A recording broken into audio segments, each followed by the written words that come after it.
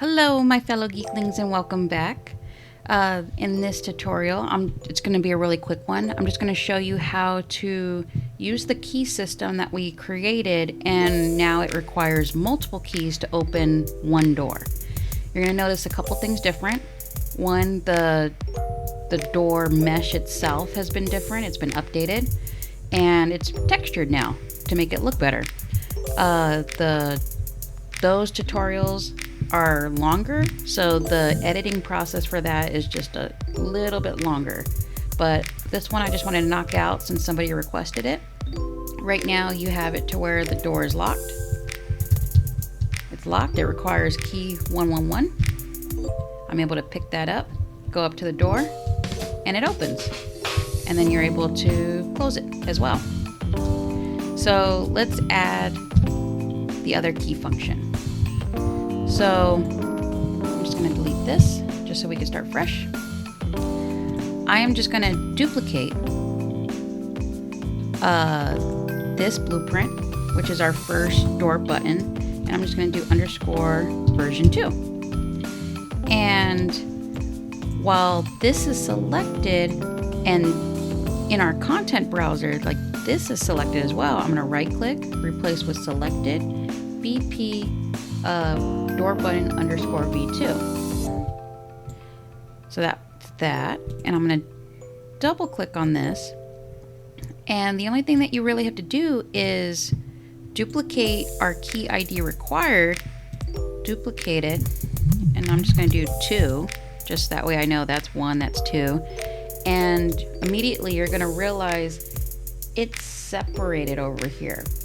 And that's when my OCD kicks in, so that's when I drag and drop and bring it up here. Right there. So that way it's fixed. And then I'm going to literally take all of this, copy and paste. And really important, you got to make sure, because this is like to unlock the door, it requires from the player reference in their key storage, this is the key ID required. Right now, if you were to plug this in, it's still going to require the same key. So the key required 2, we're going to bring this over.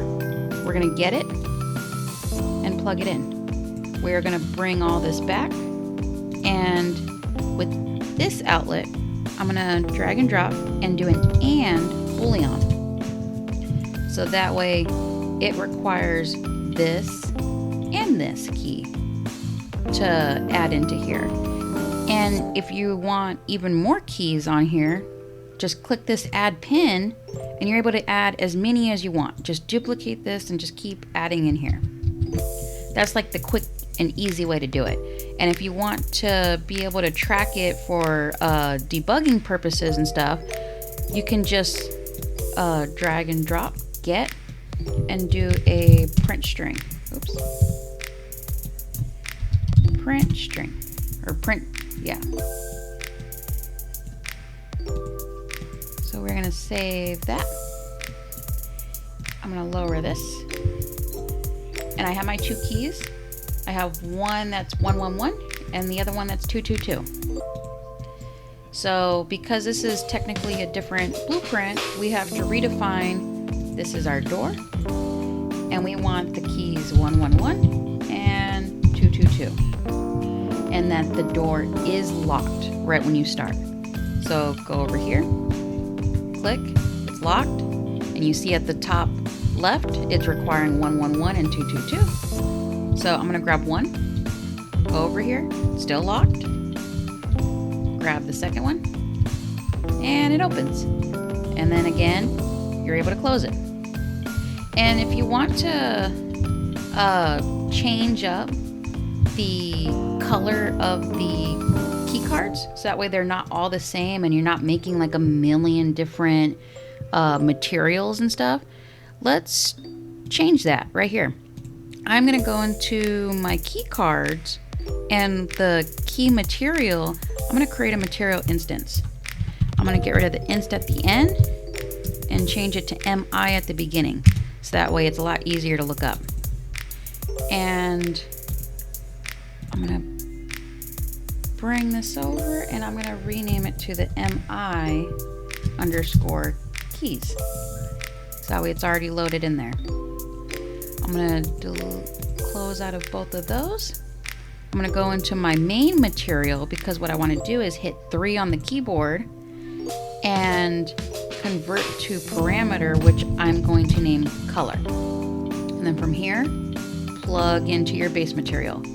I always like to change it white, so that way it's automatically just white. And then right when you hit right when you hit the play button, it's gonna change to the corresponding colors that you want. Oh, sorry, I'm all over the place. All right, we're going to our blueprint key card. And from here, I want to make a new custom event, and I'm gonna call it changing colors. And then here, I want to add a variable called color, where I'm literally going to look up color. And I'm going to turn the eyeball on, so that way I can change that color.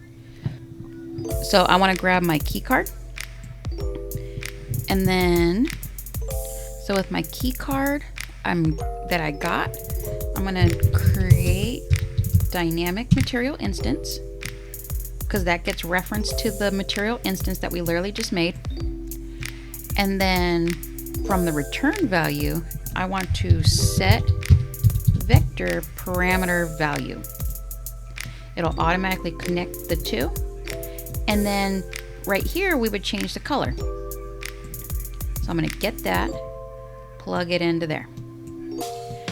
And really important, in parameter name, we have to rename it into color because that is what we name this. And then we have to call all this. Sorry, we have to call all this. So from here and begin play, I'm gonna do a sequence so that way it's doing multiple things at once, and I'm gonna do my changing colors. So that way it's automatically working at the beginning. I'm gonna compile and save, lower this, and now when you look at your keys, you're gonna notice you have your key ID and then the color. So I'm gonna do one that is red and then one that is green. So that way when I hit play, it changed colors. And it doesn't change the code whatsoever, like the function. All it did was make it easier so that way you're able to go and change the colors. That way you're able to see a difference and players are able to see a difference. It's just a nice little feature to have. So I hope you enjoy. Please like and subscribe and give me more ideas for how to upgrade this door.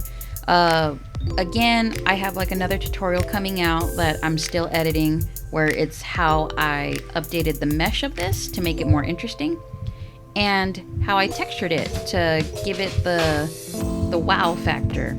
And then later I'm gonna change this our little door button thing to where it actually looks like a scanner or something for your key card. So I'll see you in the next one. Bye.